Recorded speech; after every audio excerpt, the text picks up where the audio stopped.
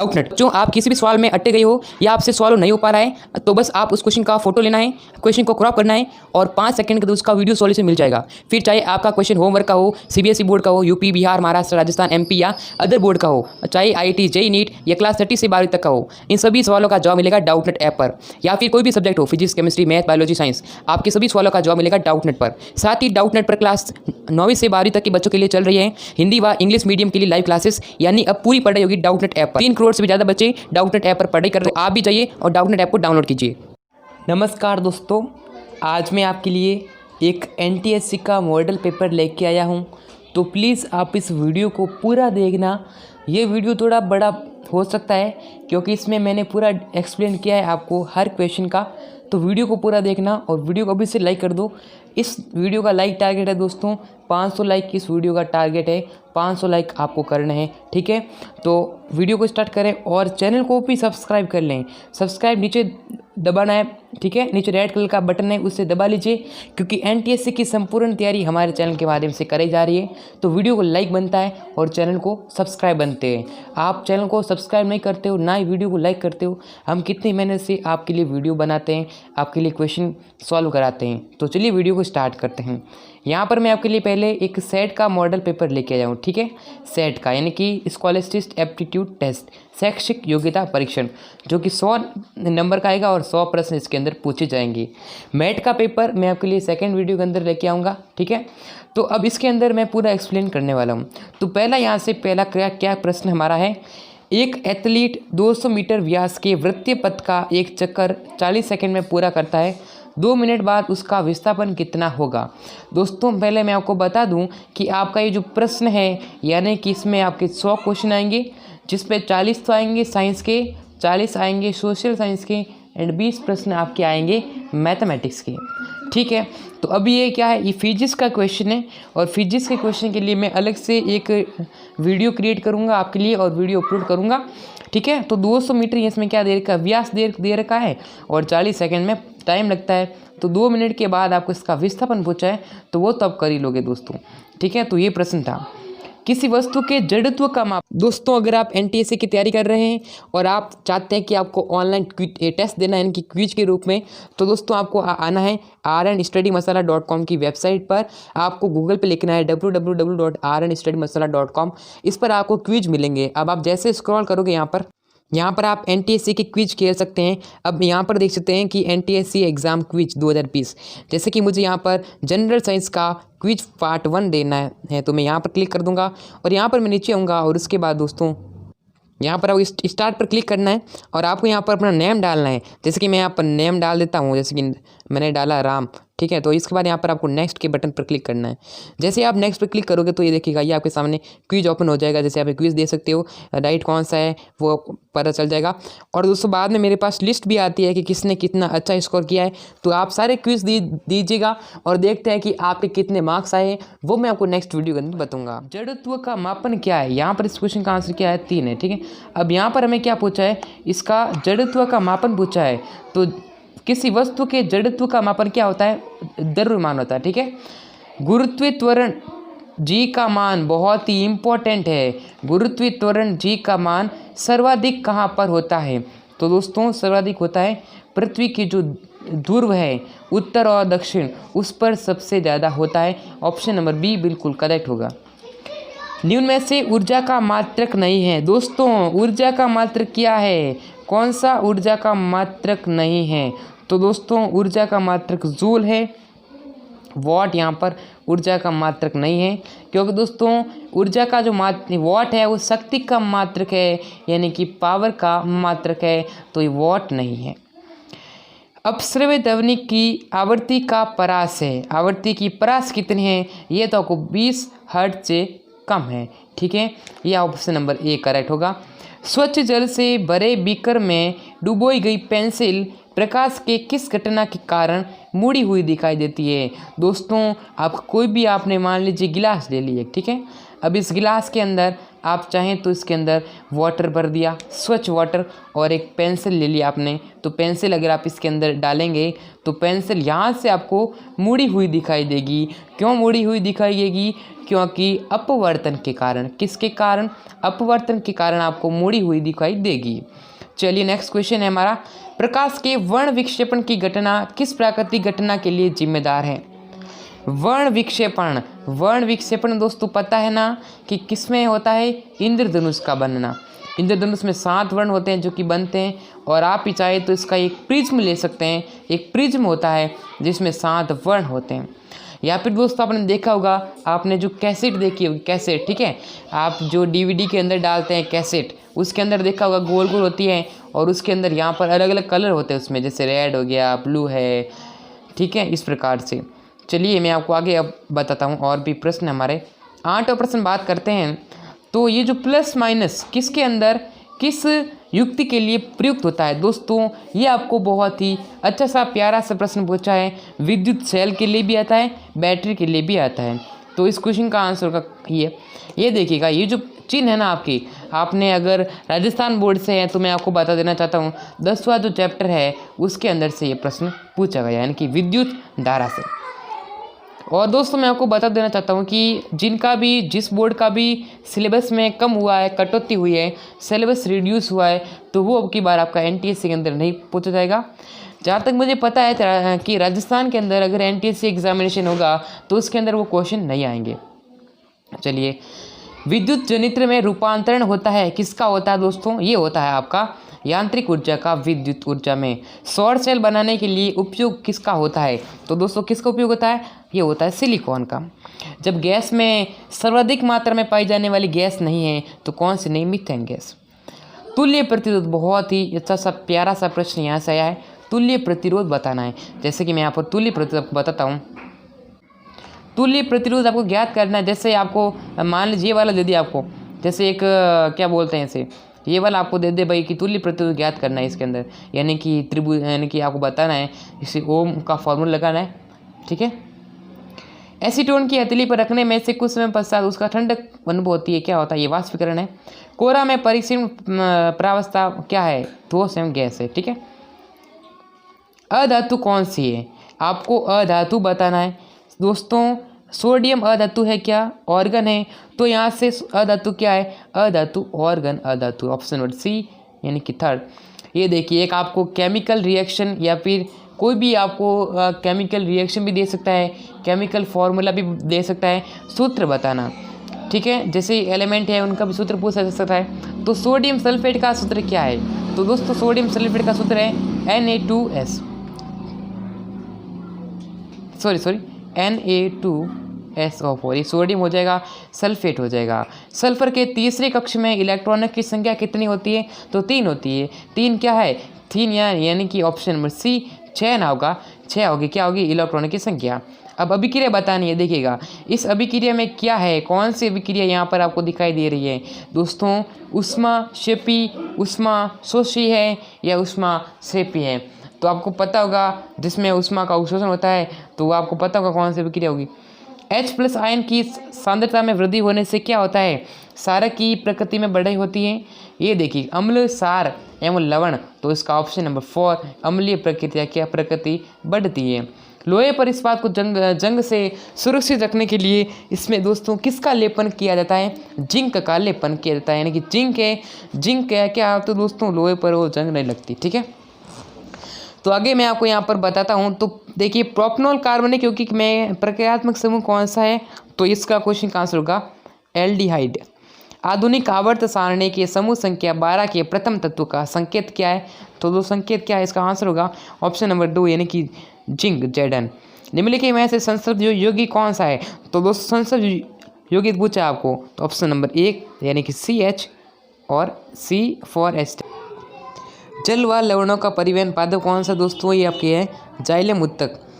मैंने प्रति वर्ष स्वरूप आग की लौ से अपना हाथ पीछे खींच लिया। संबंधी क्रिया का नियंत्रण जिन उत्तकों के द्वारा होता है, तो दोस्तों क्या होगा? ऑप्शन नंबर 4 तंत्रिका तंत्र क्या होता है? ये आपकी हैंडल करता है। जैसे कि मैं आपको बता देता हूँ, सुई है, आपने सुई के आगे सुई आपने थोड़ी सी अंगुली के अंदर डालना, तो सुई आपको चुभेगी तब आपके मस्तिष्क के अंदर तंत्र यानी कि आपका जाएगा, संकेत पहुँचा देगा। तो तंत्रिका तंत्र है, ठीक है, तंत्रिका उत्तक सॉरी। लड़कों में यौनाशय के लक्षणों का नियंत्रित करने वाला हार्मोन कौन सा है? ऑप्शन नंबर 3 टेस्टोस्टेरोन, ठीक है। ये देखिए जो टेस्टोस्टेरोन हार्मोन ये होगा आपका। ये रुधिर वाला वर्ग पुरुष एक स्त्री जिसका रुधिर ओ है विवाह करता है तो उनकी पुत्री का जो रुधिर वर्ग है वो कौन सा होगा? ये देखिए, ये माला का पुरुष है और वो वाला स्त्री है, तो अगर इसका तो उनकी पुत्री का जो रक्त समूह है वो क्या होगा? वो होगा वो वाला। ओजोन के एक अणु का निर्माण या वायुमंडल में पाई जाने वाली वर्गीकरण के कारण होता है, तो उसको क्या? पराबैंगनी किरण, ये तो पता होगा आपको। जीव के उस कोशिका का नाम बताइए जो कोशिकाओं के स्पष्ट का अपघटन कर देते हैं, तो दोस्तों ऑप्शन नंबर सी यानी कि लाइबोसोम। एक पादप के तने की लंबाई में वृद्धि अचानक रुक जाने पर किस पादप उत्तक की कमी कारण होता है? दोस्तों ये मैं आपको बता देता हूँ, ये आपको होगा ऑप्शन नंबर 2 यानी पार्श्व वाला विभ्योजक। पेपर है मेरे पास तो मैं आपको वही बता रहा हूँ जिसमें आंसर दे रखे हैं। देखिए, प्रोस्टेटा समूह का उदाहरण कौन सा है? दोस्तों उदाहरण है डाइट एटम। जन्म के पश्चात बच्चे की आयु जब 5 वर्ष हो जाती है तो देश के अधिकांश भागों में कौन सा टीका लगवाया जाता है? इम्पोर्टेंट है दोस्तों, इम्पोर्टेंट है, हेपेटाइटिस ए लगाया जाता है, ठीक है, इस बात को ध्यान रख लेना। नाइट्रोजन स्थिरीकरण करने वाले जीवाणु का प्रकार कौन सा है? दोस्तों मोनिकारी, नाइट्रिकारी, विनाइट्रिकारी या फिर नाइट्रोसोमोनास? तो होगा नाइट्रिकारी, ऑप्शन नंबर 3। कवची मछली कहलाती है, तो कवची मछली क्या कहलाती है? दोस्तों ऑप्शन नंबर 1 प्राण। चेक डैम का प्राय निर्माण में कौन सी एक प्रकार की पदार्थ से बनाया जाता है? दोस्तों ऑप्शन नंबर ए यानी छोटे कंकड़ों से। सेवा के अध्ययन का विज्ञान कहलाता है। ये अध्याय जो विज्ञान है ना, चाहे कोई भी स्टेट हो उसके अंदर एक पूछा जाएगा कि आपको, जैसे कि मछली का अध्ययन क्या कहलाता है, तो इस प्रकार से मछली का अध्ययन क्या, मछली पालन, बहुत सारे अध्ययन होते हैं आपको, ठीक है, तो उसको याद रखना। ऑप्शन नंबर 2 यानी कि फाइकोलॉजी। कौन से रोग के निदान के लिए विडल टेस्ट किया जाता है? तो विडल टेस्ट दोस्तों टाइफाइड रोग के लिए। कवक जनित रोग कौन सा है? दोस्तों कवक जनित रोग है ये आपके सभी कवक जनित रोग है, जो भी दे रखे ना आपको चारों, ये आपके सभी कवक जनित रोग है। कौन सा असंगत है? वायु सेंसर, फिल्मी आवाज आप वितरण, हवा का वितरण।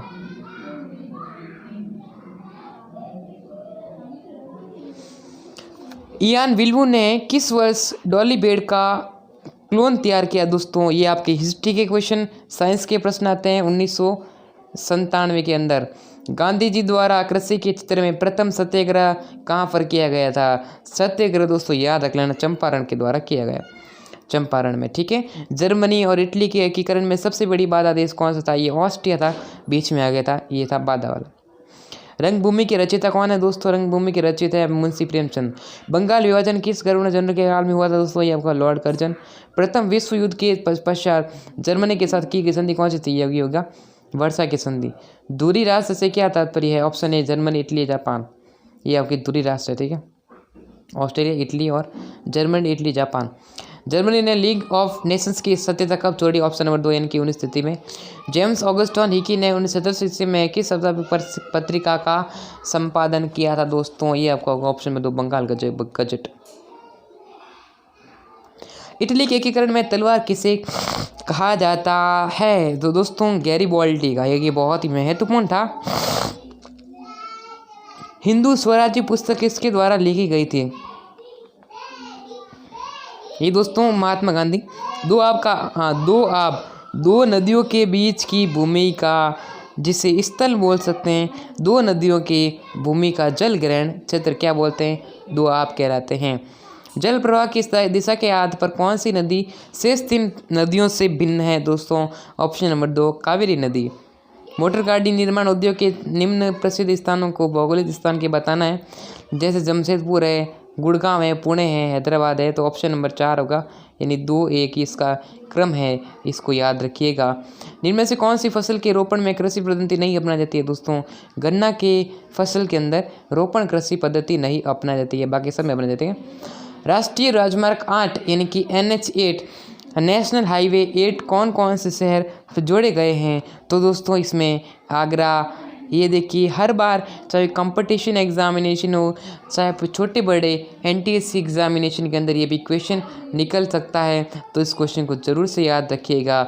मैं आपको बता देता हूँ, ऑप्शन नंबर 2 बिल्कुल करेक्ट आंसर होगा। आगरा, जोधपुर और मुंबई। केरल में मिलने वाली मोनाजाइट 8 में पाया जाने वाला कौन सा खनिज है दोस्तों? ये आपको बताना है। तो खनिज कौन सा है? थोरियम खनिज है। भारत की जनसंख्या में किस आयु वर्ग का अनुपात सर्वाधिक है दोस्तों? ऑप्शन नंबर 4 70 से 90 के बीच में।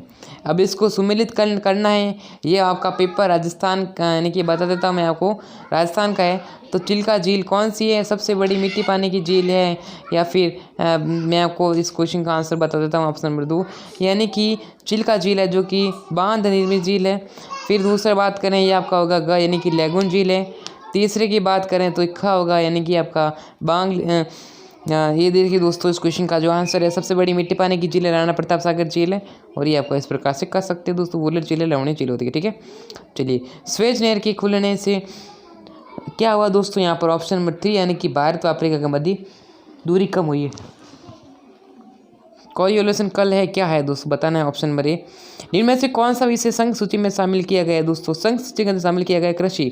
भारतीय राष्ट्रीय कांग्रेस की स्थापना, ये देखिएगा, इंडियन नेशनल कांग्रेस की स्थापना कब की गई? हर बार एग्जाम में क्वेश्चन आ सकता है। 1885 के अंदर की गई। इस बात को याद रख लेना, गांठ बांध लेना दोस्तों इस प्रश्न का। ग्राम पंचायत का बजट पारित करती है, कौन बजट पारित करती है दोस्तों? इसका बहुत इंपॉर्टेंट है, ग्राम सभा। भारतीय संविधान की प्रारूप समिति का जो अध्यक्ष है वो कौन थे दोस्तों? ये संविधान से संबंधित प्रश्न पूछे जाएंगे, तो ऑप्शन नंबर 2 यानी कि होगा तो BR अम्बेडकर, भीमराव अम्बेडकर, डॉक्टर भीमराव अम्बेडकर।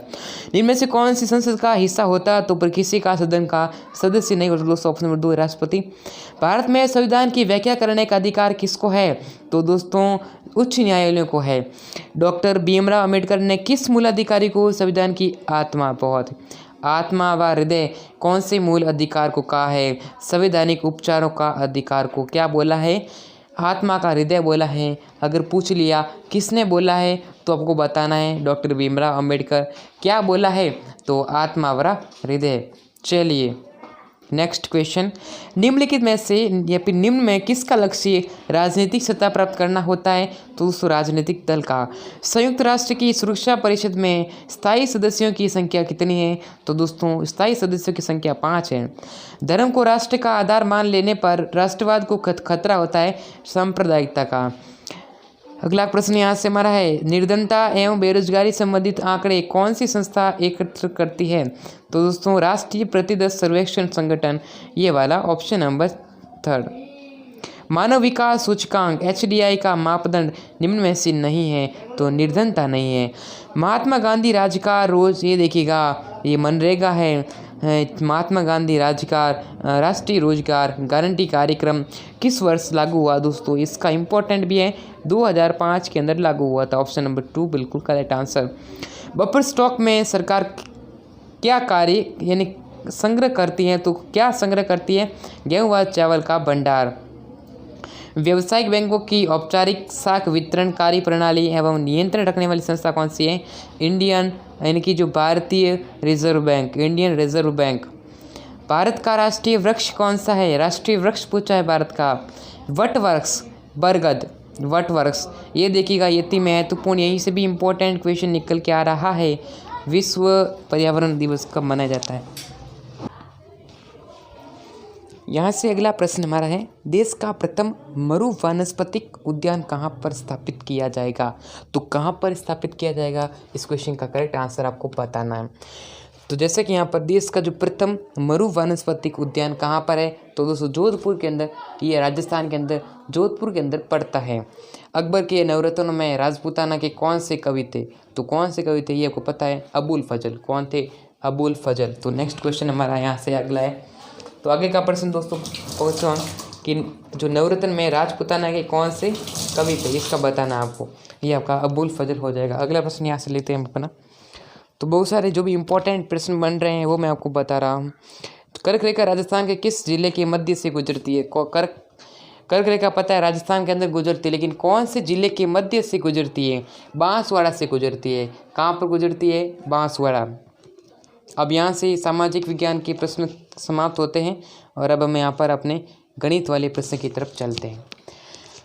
संख्या 1, ये देखिए पाई का p/1 का रूप बताना है। इसके अंदर रूप बताना है, तो इसमें क्या होगा? ऑप्शन नंबर 4 होगा 11/9। कैसे क्या होगा वो तो मैं आपको आगे आने वाली वीडियोस के अंदर फुल एक्सप्लेन करूँगा। द्विघात के रूप में आपको 2x² - 4x + 1 के शून्यांकों का योगफल बताना है। शून्यांक आपको योगफल निकालने पड़ेंगे।